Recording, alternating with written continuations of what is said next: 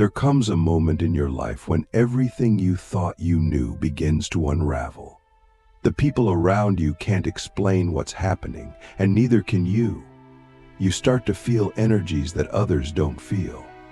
You begin to see movements in the spirit realm that no one guided you into. This is not imagination. This is the call. And if you are watching this right now, then you are not just being called, you are being revealed.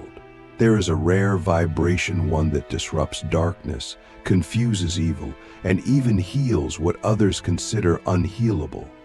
But only certain souls carry this vibration. And among them, the black chosen ones are among the rarest. You may have known since childhood that your presence triggered strange reactions. Some people were drawn to you instantly, while others often, without explanation, became hostile, afraid, or even hateful.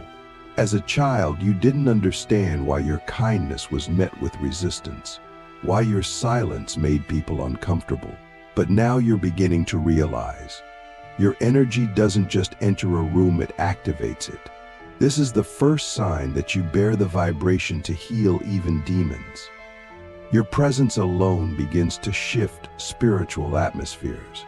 You make darkness uneasy, not because you are confrontational, but because you carry light in a frequency most spirits cannot endure. That vibration is not just about what you say or what you do, it's who you are. Some of you have noticed that when people are around you, their hidden pain rises to the surface. They start confessing things they've never told anyone. They begin to cry without knowing why. They feel seen, exposed, and yet somehow safe. This is because your soul carries the rare medicine of truth without judgment. Demons cannot survive in that kind of purity. They either flee or they begin to dissolve. But here's the deeper truth. You cannot carry that vibration unless you've already walked through your own shadows. Have you? This gift does not come without a cost. Many black chosen ones have suffered deeply, not just physically or emotionally, but spiritually. You've faced spiritual attacks since you were young, night terrors, sleep paralysis, strange entities visiting you in your dreams, feelings of being watched, followed, or drained. These weren't hallucinations. They were early signs that you are dangerous to darkness. And because they couldn't stop you physically, they tried to break you spiritually. But you survived. And in that survival, your energy became even more refined. You didn't just survive evil, you understood it. That's why you can heal it. You've seen it up close and never let it become you. The second sign is this. You are a mirror to spirits. Both divine and dark energies see themselves in you. Have you ever walked past someone and felt their entire energy shift without a word? Have you ever stood in silence and watched someone start to panic? This is not about ego. It's about resonance. You reflect what is hidden in others. And when a demon sees itself in you, it either lashes out or begins to unravel. You don't even have to try. Your energy is like a tuning fork that disturbs the frequencies of falsehood. But here's a sacred question. Are you aware of the responsibility that comes with being that mirror? You may have noticed that people come to you with their darkest secrets, even strangers. They trust you with their pain. They hand you their brokenness like it's a gift. And somehow, without formal training, you know what to say. Or sometimes you don't say anything at all. Your presence alone becomes the healing. This is the third sign you are a channel of divine remembrance. Something about you reminds people of who they were before they were broken. Even demons, which are nothing more than corrupted fragments of once pure energy, begin to remember their original state when they are near you. This is why you've been called strange, powerful, or even dangerous, because you carry the energy of returning to the truth, returning to wholeness, returning to source. Click subscribe to this channel to get more profound insights. But here's the paradox. In order to carry that energy, you've had to walk through isolation. The fourth sign is divine exile. You've been separated, not rejected, hidden, not forgotten. You've cried out for connection but received silence. You've begged for answers, but were met with mystery. This is not punishment, it is preparation. The vibration you carry is so sacred, so disruptive to the lower realms, that it had to be cultivated in secrecy. Like a weapon forged in fire, like a prophet kept in the wilderness. Look at your life. How many times have you been stripped of everything? How many times have you been misunderstood, even by those closest to you? That's not chance. That's divine orchestration. And what about your dreams? Have you noticed how vivid they are? How symbolic? How sometimes you wake up more tired than when you went to sleep? That's because you are not just dreaming, you are working. In your sleep, you travel, you battle, you guide. The fifth sign is that you are a spiritual operative in multiple realms. Your healing vibration is not confined to this dimension.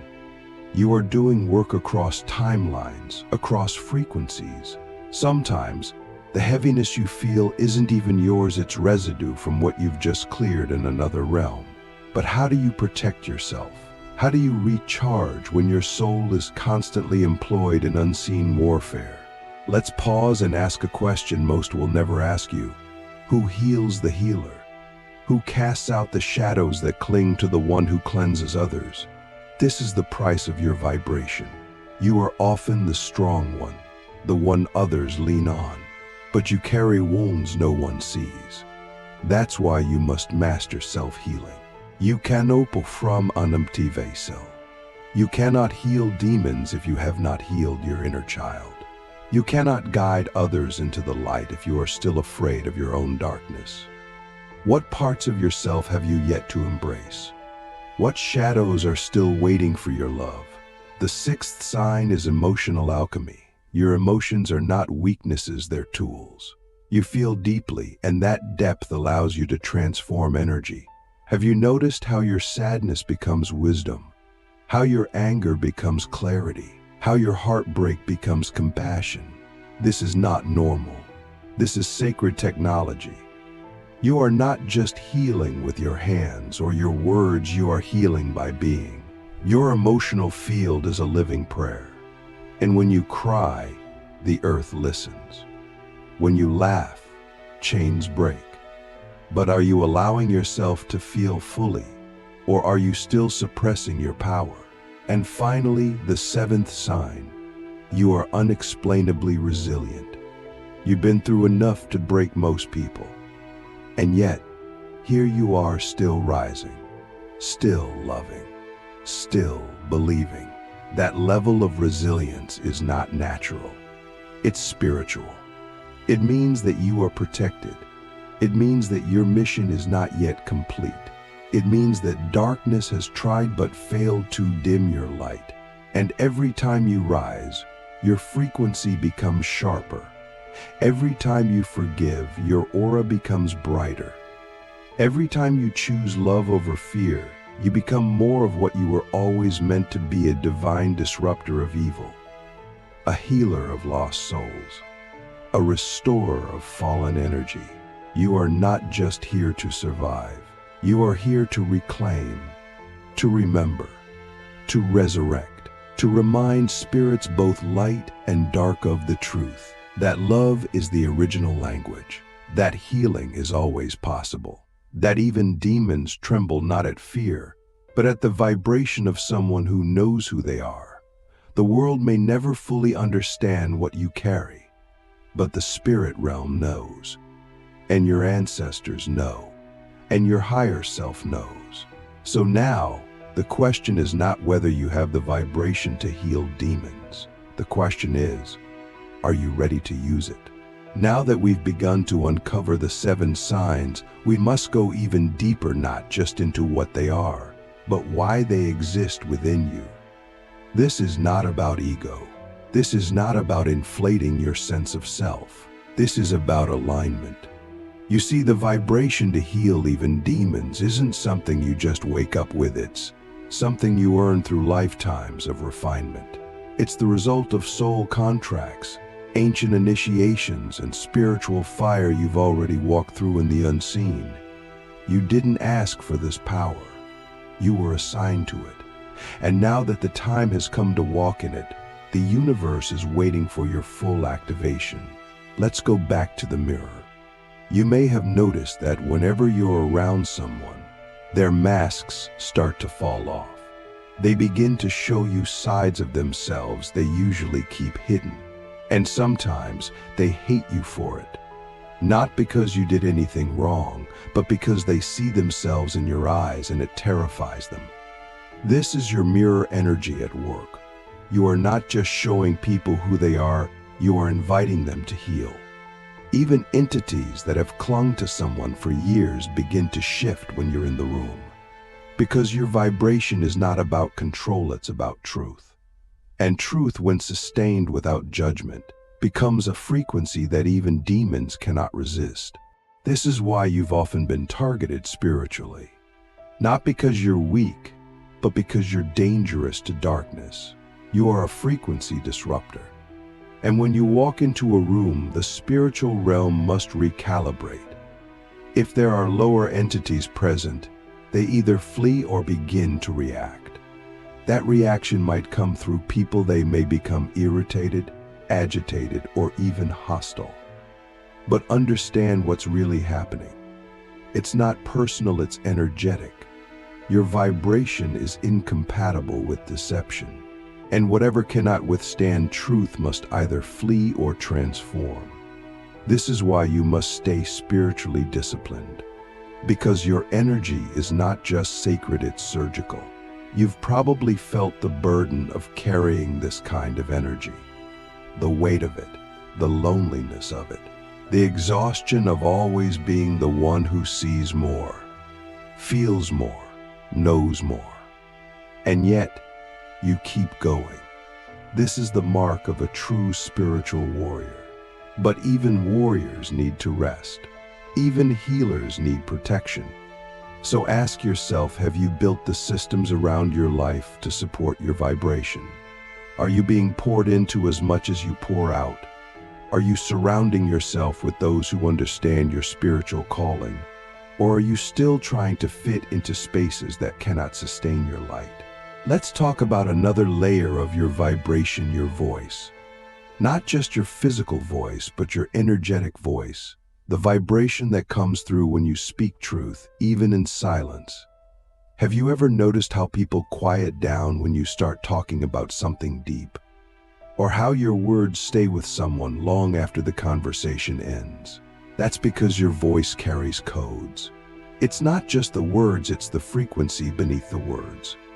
And when you speak from alignment, even demons are forced to listen. You were not given this voice to be silent. You were not given this clarity to be timid. Are you using your voice, or are you still afraid of what will happen if you do? Many Black chosen ones are called to this path because we've inherited a legacy of spiritual power that predates colonization, oppression, and distortion. We carry the memory of divine order in our bones. And that memory is sacred. That memory is what makes your presence so powerful. You are not just walking in your own energy, you are walking in the prayers of your ancestors. You are the embodiment of rituals they performed, songs they sang, and visions they held while in bondage. And now that you are free, the vibration you carry is liberation itself. Even demons recognize the sound of freedom. It is foreign to them. It either repels them or invites them to surrender. That's how powerful you are. But freedom comes with boundaries. You must protect your field. Not everyone deserves access to you. Not every spirit is ready to be healed. Some come to drain you. Some come to test you. And some come to be transformed. Your job is not to judge, but to discern. You are not here to fix everyone. You are here to be aligned. And in that alignment, healing either happens or it doesn't. but it is never your responsibility to force it.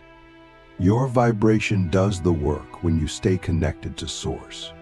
So ask yourself, are you operating from obligation or from overflow? Let's revisit your dreams for a moment. The reason your sleep feels like work is because it is work. You're not just resting, you're traveling. You're interceding. You're transmitting healing frequencies into dimensions where words don't even exist. And sometimes, those realms push back. You wake up feeling drained, heavy, or anxious. This is why grounding is so essential. Your body must be cared for as much as your spirit is expanded. You are a multidimensional being, and your healing vibration flows best when all your parts, mind, body, spirit are in union. Are you taking care of your sacred vessel, or are you neglecting the temple that houses your power? You may have noticed that electronics malfunction around you. Lights flicker, phones glitch. People get headaches when they're around you too long. This isn't superstition, it's frequency overload. Your energy field is so strong that it interferes with lower-level technology. And if it affects electronics, imagine what it does to unhealed spirits. This is why you feel drained after being in public. You're constantly interacting with unseen energies. And your vibration doesn't just absorb, it neutralizes. But energy work needs recovery. Are you honoring your need for solitude, silence, and spiritual maintenance? Let me tell you something few will ever say. Your ability to heal even demons means you must also learn how to release them. Not every spirit wants to be healed. Some are addicted to suffering. Some are bound by contracts that are not yours to break. Your job is not to save everyone, it's to be a living portal of divine possibility. And when your vibration is clean, clear, and rooted, you'll know exactly who to help and who to hand over to a higher power. This is the wisdom chosen ones must master. When to heal, when to walk away, and when to simply be. Now let's talk about command. When your vibration is aligned, you don't ask, you command. Not from ego, but from spiritual authority. You don't plead for peace, you call it in. You don't beg for healing, you initiate it by your presence. This is how you know you've tapped into the rare frequency. Things begin to respond to you. Environments shift, people change, and spirits both lost and malevolent begin to either bow or flee. But can you handle that level of power? Can you remain humble while being sovereign? The truth is, you've already been doing this. You've been healing people, spirits, and spaces without fully realizing it. Every time you chose love instead of retaliation, you shifted energy. Every time you forgave when revenge was justified, you broke cycles. Every time you prayed for someone who hurt you, you untangled spiritual knots. These are not small acts. These are cosmic technologies. And your vibration is the software running those miracles. Do you see now why you've been through so much? Do you see now why your spirit has been tested so brutally? Because you were never meant to be ordinary. You were never meant to blend in. You were never meant to live a life of quiet desperation. You were meant to shake foundations, to disrupt darkness, to heal what others fear, and yes, even to call demons back into remembrance of their light. That is the rarest vibration of all. The ability to love so deeply, so purely, that even the darkest energies begin to soften. Not because they were forced, but because they were seen. You are not here to judge. You are here to transform. And transformation begins the moment you say yes to your gift. Not in fear, not in pride, but in truth.